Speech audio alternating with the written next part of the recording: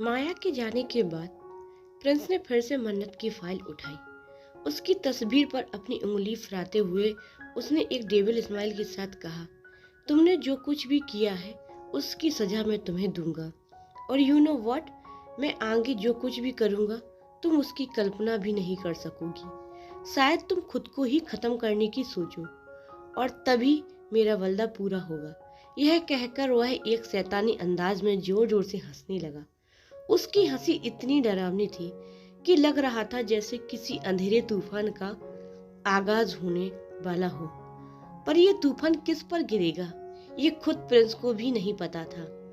Hostel का नया आरंभ। शाम का वक्त था। कॉलेज के गर्ल्स हॉस्टल के कमरे में मन्नत अपना सामान सजा रही थी। नैना उसकी मदद कर रही थी। सब कुछ सेट हो जाने के बाद मन्नत बोली, अमन अंकल बाहर इंतजार कर रहे हैं, मैं उनसे मिलकर आती हूँ। नैना मुस्कुराते हुए बोली, ठीक है, तब तक मैं कुछ खाने के लिए ऑर्डर कर देती हूँ। कल से कैंटीन का खाना खाना पड़ेगा, जो बिल्कुल भी अच्छा नहीं होता। मन्नत ने हल्की मुस्कान के साथ सिर हिलाया और नीचे चली गई। बाहर अमन बाकी खड़े थे। मन्नत उनके पास जाकर बोली, अमन अंकल, मैंने कहा था ना कि आप मेरा इंतजार मत कीजिए, लेकिन आप फिर भी आधे घंटे से खड़े हैं। अमन मुस्कुराते हुए बोला, बेटा ये गर्ल्स हॉस्टल है, यहाँ किसी भी जेंट्स का अंदर आना अलाउड नहीं है, यहाँ तक कि फैमिली मेंबर्स भी नहीं, वरना मैं अंदर आकर तुम्हारा सामान सेटअप करने में जरूर मदद कराता। मन्नत ने सहमति में सिर हिलाया। हाँ, हॉस्टल की वार्डन बहुत सख्त है, किसी को भी अंदर नहीं आने देती, लेकिन अब आप फिक्र न कीजिए, मैं यहाँ अच्छे से रहूंगी और पढ़ाई करूंगी। अब आप जाइए। अमन ने उसके सिर पर स्नेह से प्यार करते हुए हाथ रखते हुए कहा, एक दिन तुम बहुत कामयाब बनोगी बेटी, तब तुम्हें किसी के सहारे की जरूरत नहीं पड़ेगी, तुम खुद ही सब कुछ हासिल करोगी। मन्नत भावुक होकर बोली, नहीं अंकल, मैं चाहे कितनी भी कामयाब बन जाऊं, मुझे हमेशा अपनी फैमिली और आपकी जरूरत रहेगी। अमन ने गहरी मुस्कान के साथ कहा, मैं तो यही चाहता हूँ कि तुम्हें कोई भी तकलीफ ना हो, तुम सबसे ऊपर रहो। मन्नत ने सिर हिलाते हुए कहा, मैं कोशिश करूंगी अंकल। इसके बाद अमन ने जाते जाते कहा, ध्यान रखना अपना, किसी भी चीज की जरूरत हो तो तुरंत कॉल करना। अभी तो तुम्हारे मॉम डैड ट्रिप पर है, एक हफ्ते बाद ही आएंगे, तब तक मैं तुम्हें संभाल लूंगा। मन्नत ने नम्रता से सिर हिलाया और अमन वहां से चले गए। जैसे ही मन्नत अपने रूम में लौटी, उसके कदम वहीं थम गए। सामने का दृश्य देखकर वह कुछ क्षणों के लिए स्तब्ध रह गई। नैना उसकी लगेज खोले उसमें से कुछ देख रही थी। मन्नत को सामने देखकर वह थोड़ी हड़बड़ा गई। मन्नत ने पूछा, क्या हुआ नैना, कुछ चाहिए था? नैना ने तुरंत जवाब दिया, नहीं नहीं, मैं तुम्हारा सामान सेट कर रही थी, सोचा सब कुछ ठीक से अलमारी में रख दूं। दूसरी ओर शाम हो चुकी थी। कॉलेज के गर्ल्स हॉस्टल के अंदर मन्नत अपने कमरे में सामान सेट कर रही थी। नैना भी उसकी मदद कर रही थी।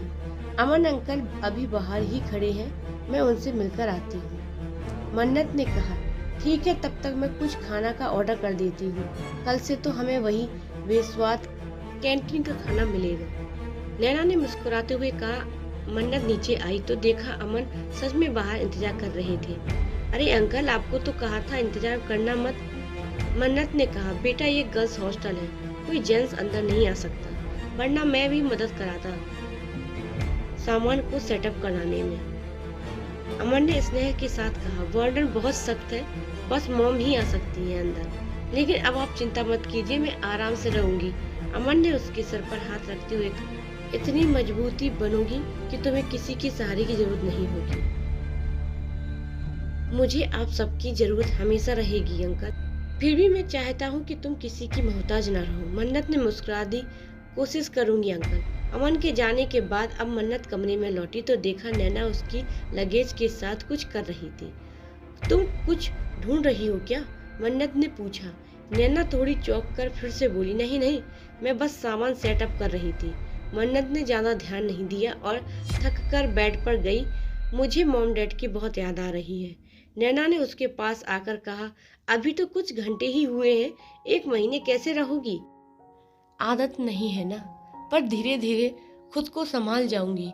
फिर मन्नत ने अचानक पूछा, नैना, क्या तुम किसी दूसरी कंपनी में मेरी मदद करोगी? अब मैं घर से दूर हूँ तो खर्चा खुद उठाना चाहती हूँ, लेकिन तुमने 2 साल जिस कंपनी में मेहनत की उसे क्यों छोड़ दिया? क्योंकि अब वहाँ काम करना ठीक नहीं लगा। बस अब कुछ नया करना है। ठीक है, मुझे कुछ टाइम दो, नैना ने कहा। थैंक यू, कल से कॉलेज भी शुरू है तो आज थोड़ा आराम कर लेती हूँ। मैं कुछ खाने के लिए लाकर देती हूँ। नैना एक कहकर बाहर चली गई। मन्नत लेट गई, लेकिन उसकी आंखें बंद करते ही एक डरावना सपना आया। प्रिंस हाथ में चाकू लिए उसकी ओर बढ़ रहा था। डर के मारे मन्नत उठ बैठी। अब तो सपनों में भी वह मुझे डराता है। क्या वो मुझे सच में खत्म करना चाहता है? वह बुदबुदाई, शायद जब मैं लौटूं तो वह मुझे बहन के तौर पे अपना लेगा। ये सोचकर उसके चेहरे पर हल्की सी मुस्कान आई और वह सो गई। उधर रात के करीब 10 बज रहे थे। सिया अकेली सोफे पर बैठी बाहर सड़क की ओर देखती हुई। तभी गेट पर कार रुकी। वह तुरंत उठ खड़ी हुई। प्रिंस ब्लैक कोट में घर में दाखिल हुआ। सिया ने कहा, काफी देर कर दी बेटा, इतना लेट क्यों? प्रिंस ने ठंडे स्वर में कहा, किसने कहा था इंतजार करने को? और वैसे भी अब आप मेरा इंतजार क्यों करती हैं? क्या आपकी बेटी मर गई है? सिया गुस्से में आई। बस करो प्रिंस, तुम्हारी वजह से वो घर छोड़कर हॉस्टल गई है। अब तुम अब भी उसे कोस रहे हो। मैंने उसे नहीं कहा था घर छोड़ने को, उसका खुद का फैसला था। और सच कहूँ तो अगर वो मेरी आंखों के सामने मर भी जाए मुझे फर्क नहीं पड़ेगा। सिया का दिल टूट गया।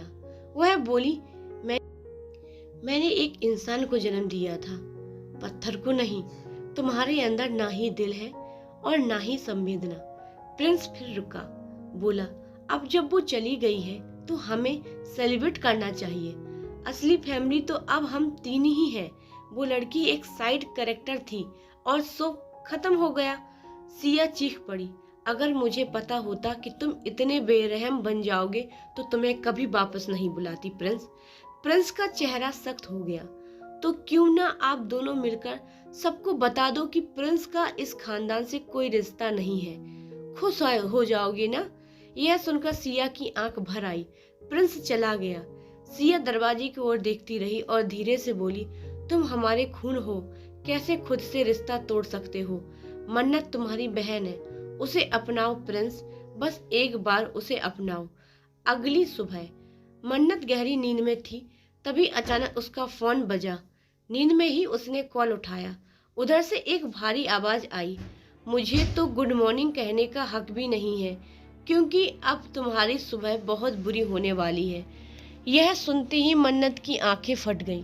उसने स्क्रीन देखी, अनजान नंबर। आपको मेरा नंबर कहाँ से मिला? मन्नत ने घबराते हुए पूछा। उधर से ठंडी मगर जानी पहचानी आवाज आई, क्या बात है, मेरी आवाज से ही पहचान लिया? इतना डर बैठ गया है क्या दिल में? नहीं, ऐसा कुछ भी नहीं है, मन्नत गुस्से से बोली। आपसे डरती नहीं हूँ मैं, लेकिन उम्मीद नहीं थी कि इतनी सुबह आप यूं बात करेंगे। और क्या मतलब है आपका? कुछ बड़ा होने वाला है? प्रिंस की आवाज आई, बहुत जल्दी तुम्हें खबर मिल जाएगी, बस तैयार रहना, क्योंकि जो खबर आएगी वो तुम्हें पूरी तरह तोड़ देगी और अफसोस तुम्हें संभालने वाला कोई भी नहीं होगा। कॉल कट हो गई। मन्नत कांपती हुई आवाज में बोली, प्रिंस आप ऐसा क्यों कर रहे हैं? मैंने आपको भाई कहना तक बंद कर दिया है, फिर भी आप वो सब सुन रह गई। बस एक ही ख्याल, क्या होने वाला है मेरे साथ? आधा घंटा बीत गया। तब दरवाजे पर दस्तक हुई। शायद नैना होगी, मन्नत ने सोचा और दरवाजा खोलते हुए हिचक गई। सामने हॉस्टल वार्डन और पुलिस खड़ी थी। आंटी, क्या हुआ? मन्नत घबरा गई। वार्डन ने गुस्से से कहा, तुमने क्या किया है? सुबह सुबह पुलिस हॉस्टल में आ गई है। मैंने क्या किया? मन्नत की आवाज कांप रही थी। तभी लेडी कांस्टेबल सामने आई। आपको हमारे साथ थाने चलना होगा। क्या? पर क्यों? मन्नत सन्न रह गई। इंस्पेक्टर बोला, बहुत सवाल मत करो, आरोप क्या है ये थाने में पता चल जाएगा। हथकड़ी पहनाओ। नहीं, मन्नत की आंखों से आंसू बह निकले। मैंने कुछ भी नहीं किया, प्लीज। आज मेरा कॉलेज का पहला दिन है, मेरी जिंदगी बर्बाद हो जाएगी। पर किसी ने उसकी एक ना सुनी। हथकड़ी लगाई गई, उसे जैसे तैसे खींचते हुए जीप में बैठा दिया गया और मन्नत की आंखों से बहते आंसुओं के साथ कहानी एक नए तूफान की ओर बढ़ गई। क्या अब मन्नत की जिंदगी बर्बाद हो जाएगी? क्या ये सब प्रिंस की कोई साजिश है? और क्या मन्नत को कोई बचाने आएगा? बताइए अपनी अपनी राय नीचे कमेंट में। बाय।